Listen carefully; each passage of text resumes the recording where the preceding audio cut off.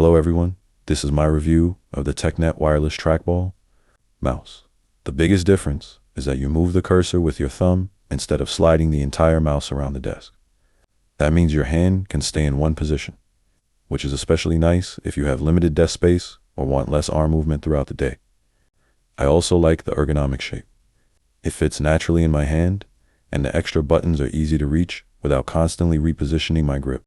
Another feature I really appreciate is the 3-device connectivity. You can connect through Bluetooth or the 2.4 GHz receiver and switch between different computers or devices, which is really convenient if you use both a laptop and desktop. The adjustable DPI settings are useful too.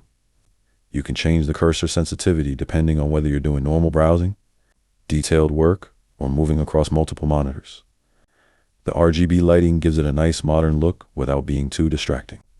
And I like that it's rechargeable with USB-C instead of constantly needing replacement batteries.